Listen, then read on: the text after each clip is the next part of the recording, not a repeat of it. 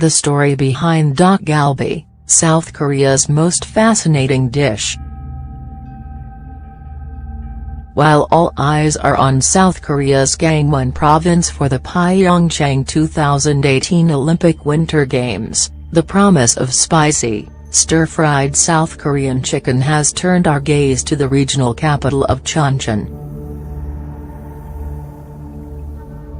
As the region's most popular dish, dak-galbi is one of those warming winter meals that's best shared with the entire family.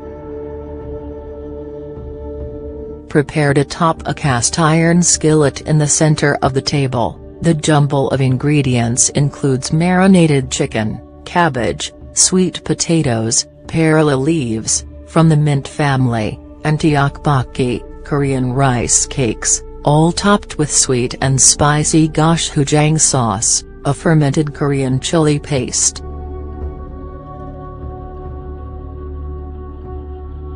But dak-galbi isn't just a cheap, ubiquitous meal.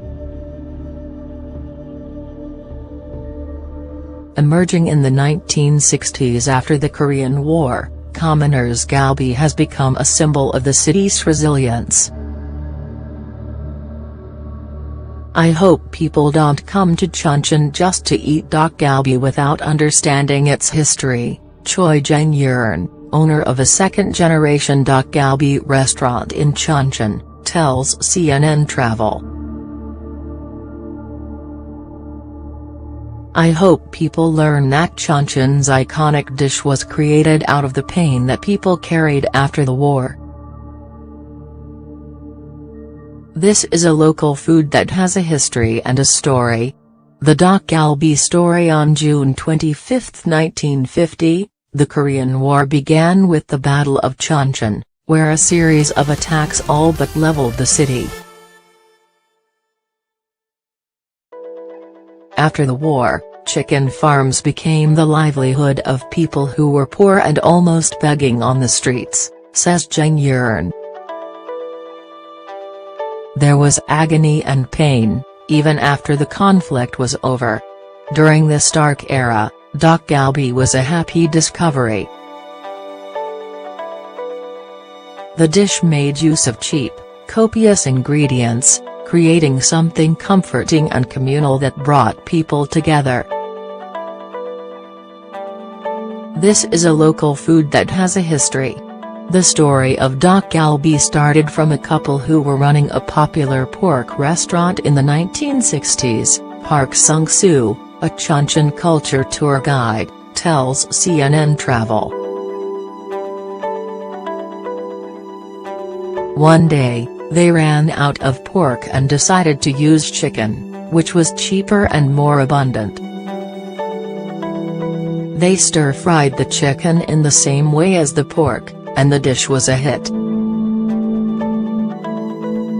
Other people started serving the same dish, one after another, and eventually there were many dak-galbi restaurants in Chuncheon. Where to find it? Dak-galbi became so symbolic of Chuncheon that the city dedicated an entire road, Myeongdong dak-galbi Street, to the purveyors. Travelers can wander the aromatic lane, choosing between tiny family-run restaurants. Even though there are dozens of restaurants on Myeongdong dak-galbi Street, Jang-yeon says each one has its own style. Every restaurant in this historic alley contributes its own special taste to the dish, she notes. Our restaurant's dak-galbi is light and not too spicy, which is something we're proud of. I think of dak-galbi as my own history.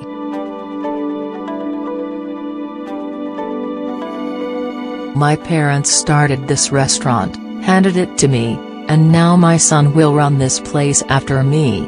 How to eat it? The dak-galbi experience is interactive, and often messy, hence the optional aprons provided at most restaurants.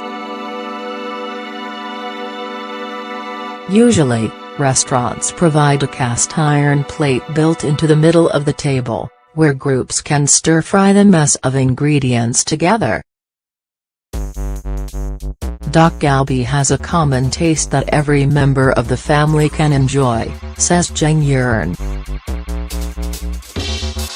This iron plate dak-galbi has an advantage of many people being able to share it. That's why everyone likes it.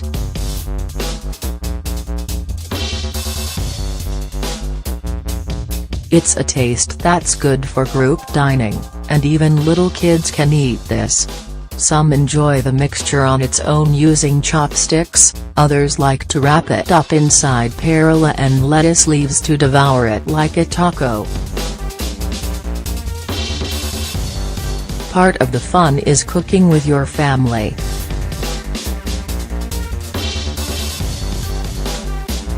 When you eat the meat itself, you can enjoy the taste and tenderness of the chicken, says Chuncheon.